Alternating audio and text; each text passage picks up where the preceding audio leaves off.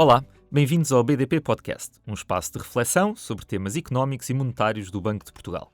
O meu nome é Nuno Aguiar e neste regresso da nossa pausa de verão vamos falar sobre uma figura à qual os portugueses recorrem cada vez mais: intermediários de crédito.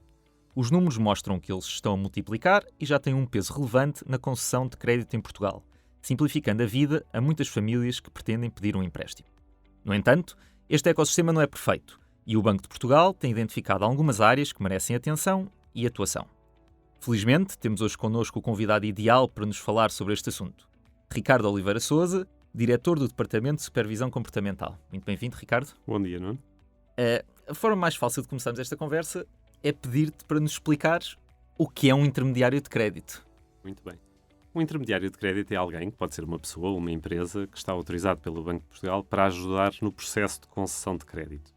Na prática, eles podem apresentar propostas de crédito, ajudar na preparação de todo o processo burocrático associado à contratação do crédito, até podem celebrar contratos em nome da instituição, se estiverem para isso autorizados pela instituição, e podem dar aconselhamento personalizado. Isto é o que eles podem fazer, também é importante realçar o que eles não podem fazer. Eles não podem conceder crédito, quem concede crédito são as instituições ou os bancos, e também não podem vender outros produtos bancários como depósitos, isto é, não é uma loja de serviços bancários, só podem fazer intermediação de crédito. Uhum. E porquê é que as pessoas usam os intermediários? Ou seja, de que forma é que esta figura ajuda ou pode ajudar os clientes? Se calhar antes disso, dar aqui só uma nota de como é que o mercado está dividido na tipologia de intermediários, que depois facilita a segunda parte da resposta. Portanto, nós temos 3 tipos de intermediários: os vinculados, que trabalham em nome de um ou mais bancos e com quem têm um contrato, e esta é a atividade principal deles, chamemos-lhe assim. Depois temos uma outra categoria de intermediários a título acessório, que na realidade também trabalham com um ou mais bancos, mas que exercem esta atividade de intermediação a título acessório. Isto é, são tipicamente vendedores de outros bens e serviços e que, acoplada à venda desses bens, podem também vender, ou melhor, intermediar a venda do crédito. Estamos a falar de stands de automóveis, lojas de eletrodomésticos, etc., que prestam outro tipo de serviços, mas para facilitar essa contratação também intermediam a concessão de crédito. Por último, temos uma categoria mais residual, que é praticamente inexpressiva no mercado português, que são os chamados não vinculados, que não têm contratos com as associações, mas são sim contratados pelos próprios clientes a troco de uma remuneração para, de alguma forma, fazer este aconselhamento e esta intermediação com as instituições.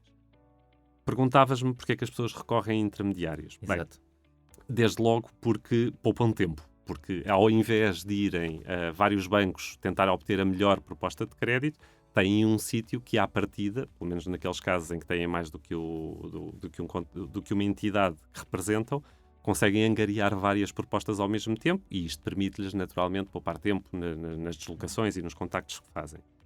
Depois tem uma segunda vantagem, que é, ao conseguir mais propostas, também conseguem comparar melhor o custo do crédito. E é importante realçar que o custo do crédito pode ser um elemento importante nesta equação, porque quanto mais longo o crédito, maior são os juros, ou mais caro o crédito fica, portanto, mais juros paga.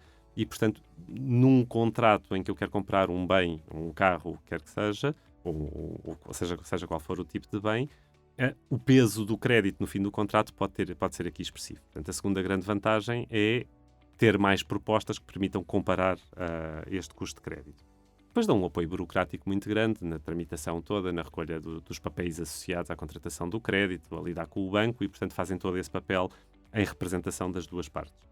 Por último, na maior parte dos casos, é gratuito para o cliente. Isto é, o serviço não é gratuito, o intermediário é um agente económico como outro qualquer, que é remunerado, mas não é remunerado pelo cliente, é remunerado, salvo nos casos dos não vinculados, é remunerado pela instituição. E, portanto, o cliente tem este serviço na sua perspectiva de forma gratuita. Uhum. E tudo somado, portanto, isso é uma série de facilidades. Isto ajudou a tornar o crescimento do número de intermediários e do seu peso, ajudou a tornar o nosso mercado mais competitivo? Sim, na medida em que temos um agente económico no nosso ecossistema que permite facilitar o processo de contratação de crédito na perspectiva do cliente e garantir-lhe uma maior oferta, por princípio, garantir-lhe uma maior oferta e, portanto, uma maior capacidade de escolha no mercado e, com isto, escolher os melhores preços e as melhores condições. Isto será verdade na maior parte dos casos, sobretudo quando quando o intermediário que ele contrata ou com quem contacta, tem contrato de vinculação com várias entidades, porque lhe permite apresentar várias propostas, mas pode não ser assim e perder-se esta variável do obter melhor preço se o intermediário só apresentar uma proposta ou se só representar uma instituição. Portanto, nesses casos, ganha apenas a celeridade do processo e a agilidade do processo, não ganha a vantagem competitiva. Tudo visto, tudo somado, sim. Estamos convencidos que dinamizou bastante o mercado. Os intermediários já existiam, mas parece que nos últimos meses, nos últimos anos, ouvimos falar mais deles. Qual é o motivo para isto ter acontecido? Imagino que haja números que o Banco de Portugal tenha que ajudam a explicar isso, não é? Bem, os intermediários já existiam antes do regime jurídico que os veio regulamentar e que vai criar um ordenamento jurídico para o seu funcionamento. Mas, na verdade, desde 2018 está em vigor um regime jurídico, criou regras específicas, criou dinâmicas de supervisão e que, a nosso ver, veio ajudar a consolidar um mercado que já pré-existia. E que tem vindo a crescer ao longo dos últimos anos. Eles são hoje cerca de 6 mil intermediários de crédito. Enfim, para que se tenha uma ideia dos números, cerca de 8 em cada 10 atuam no mercado ao consumo. A maioria deles opera a título acessório ou não acessório, mas operam nos mercados imobiliário e no crédito automóvel.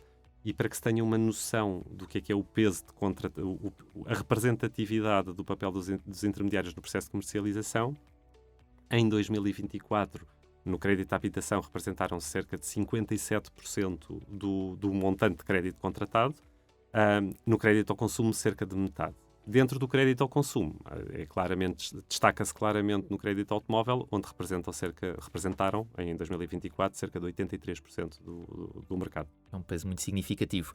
Portanto, nós já vimos, pelas tuas respostas, que existem oportunidades na utilização de intermediários de crédito, mas também existem dificuldades ou se calhar alguns perigos que o Banco de Portugal pode identificar neste ecossistema.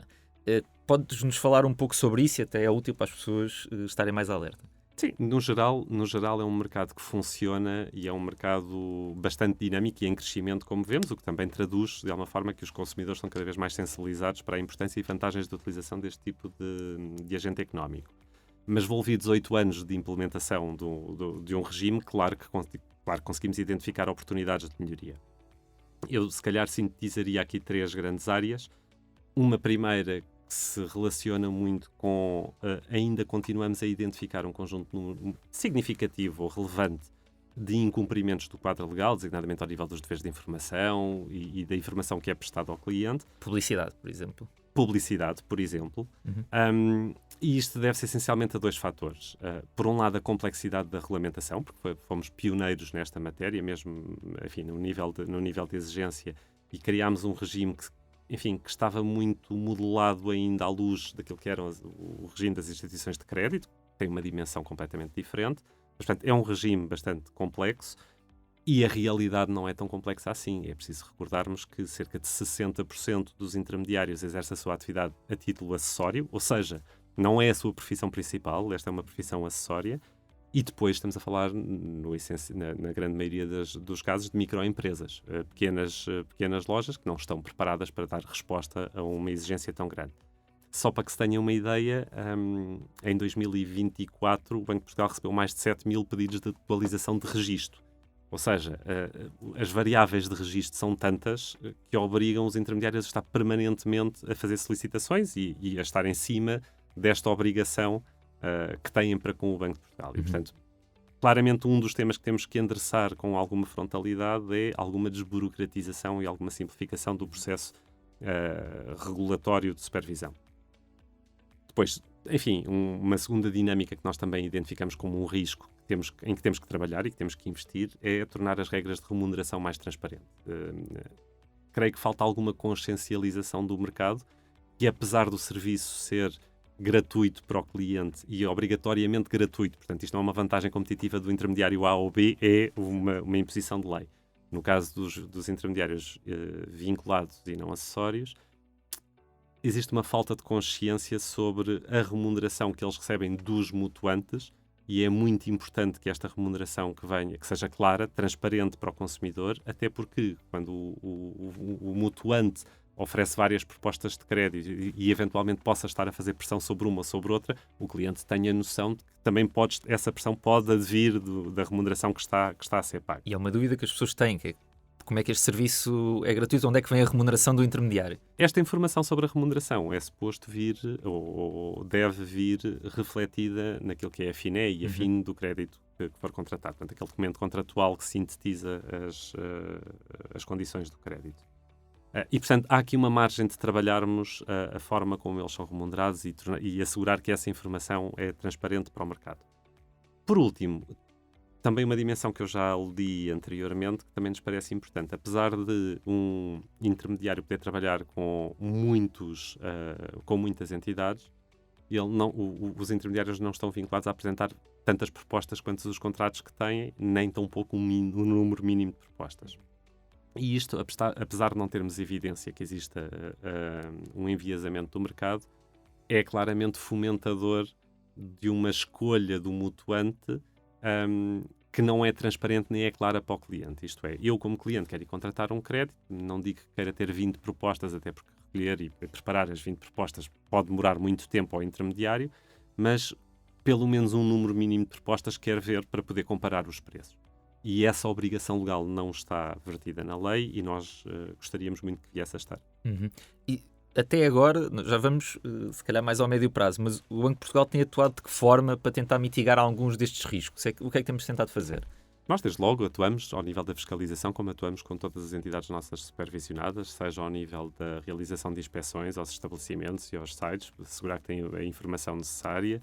Atuamos ao nível da fiscalização da publicidade, da análise de reclamações e fazemos análise de mercado também para perceber se existem aqui enviesamentos. Mas, para além disto, eu diria que nos últimos 2 anos temos-nos focado essencialmente em 2 dimensões. A primeira, em dar formação aos intermediários. Portanto, eu referi há pouco que temos um nível de incumprimentos ainda relativamente elevado, especialmente ao nível dos deveres de informação e publicidade. E o que temos trabalhado de forma muito afincada é em garantir formação aos intermediários para transpor aquilo que são os requisitos legais para ferramentas práticas, primeiro conhecimento e depois ferramentas práticas que possam utilizar no seu dia-a-dia como apoio ao cumprimento da legislação. Temos feito inúmeras iniciativas, divulgado inúmeros conteúdos e queremos continuar a trabalhar nesta dimensão. Divulgámos um recente guia prático. Ainda recentemente, há cerca de 1 ou 2 semanas, divulgámos um guia prático para construção da publicidade, para realização de spots publicitários. Sem prejuízo disso, não reconhecemos que isto é insuficiente e temos estado a trabalhar.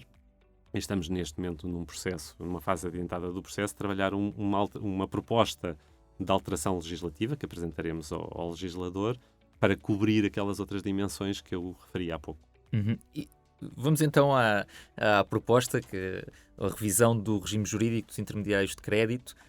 Que objetivos é que o Banco de Portugal, grandes objetivos é que o Banco de Portugal pretende atingir com essa revisão? Eu acho que existem, enfim, eu acho que de alguma forma já os enderecei quase todos ao longo desta nossa conversa, mas tentando aqui sintetizá-los. Portanto, temos um primeiro grande objetivo que é de simplificação da regulamentação. É um imperativo para nós simplificar o processo de registro, autorização e reporte ao Banco de Portugal por parte dos intermediários, é demasiado pesado. Temos também um objetivo de simplificação da publicidade, onde as menções obrigatórias neste momento são de tal forma pesadas que muitas vezes confundem mais do que informam, e portanto temos também esse projeto. E depois temos uma segunda dimensão, um segundo pilar, que é trabalhar a transparência e a eficiência do mercado. Queremos, tal como já referi, ou gostávamos que o legislador consagrasse um número mínimo de propostas que os intermediários estivessem obrigados a apresentar aos consumidores, precisamente para fomentar a concorrência na oferta dos produtos. Queríamos trabalhar na clarificação ou em tentar tornar mais transparentes as regras de remuneração, para que o cliente também tenha a todo o tempo capacidade para interpretar quais é que são os incentivos do intermediário na prestação daquele serviço. E queríamos também trabalhar na formação obrigatória, isto é, tornar a formação obrigatória para todos os intermediários, mesmo aqueles que no início do processo de regulamentação entraram por via da experiência profissional, e garantir aqui uma certificação periódica de 5 em 5 anos. Por último, e há aqui uma dimensão que também é relevante, que eu essa por acaso ainda não referi, que é também melhorar a eficácia da nossa supervisão. E isto porque os intermediários, por um lado, atuam como braços das instituições na comercialização dos seus produtos, e as instituições também têm a responsabilidade de acompanhamento dos intermediários no exercício da sua atividade, porque estão a atuar em seu nome e por sua conta, e portanto, de alguma forma, distribuir um bocadinho o esforço de acompanhamento dos intermediários também com os mutuantes, que nisso têm um interesse relevante e atendível, e por outro lado, também melhorar a capacidade que nós temos de monitorizar o mercado. O reporte a informação que nós temos de mercado essencialmente é-nos prestada pelos próprios intermediários. Por exemplo, um pequeno exemplo ao nível dos contratos de vinculação, são os próprios intermediários que nos reportam, mas na realidade, com esta dispersão de intermediários, nós não temos a certeza que o número esteja efetivamente atualizado e correto a todo o tempo. Portanto, assegurar que as próprias instituições nos reportam alguma informação é relevante e permite-nos monitorizar o mercado deste lado de uma forma muitíssimo mais eficiente, em benefício de todos, incluindo as próprias instituições. Ricardo, para terminarmos, se calhar podíamos aproveitar este podcast para deixar algumas dicas ou recomendações para quem nos esteja a ouvir e eventualmente esteja a pensar recorrer a um intermediário de crédito. Eu diria desde logo, o básico é assegurar-se que os intermediários são autorizados pelo Banco de Portugal. Temos também casos e evidências que no mercado atuam alguns intermediários que não estão autorizados pelo Banco de Portugal e isto comporta riscos muito grandes para o cliente. É relativamente fácil confirmar esta informação, eles são obrigados a indicar sempre que contratam, sempre que interagem, o número de registro, é só ir ao portal do cliente bancário confirmar que são autorizados. O segundo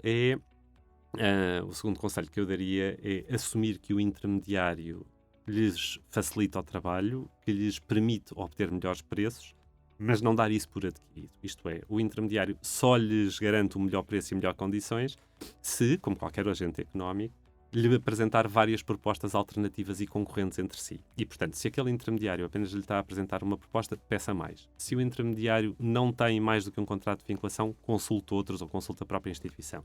Isto é, não dê por garantido que, por força da contratação do intermediário, consegue, de facto, obter melhores preços e melhores propostas. Embora, tipicamente, isso aconteça. Esclareça, naturalmente, todas as dúvidas que tenha a esclarecer com o intermediário. Ele está lá precisamente para isso e a sua remuneração é também para isso, para o apoiar e esclarecer na contratação do crédito.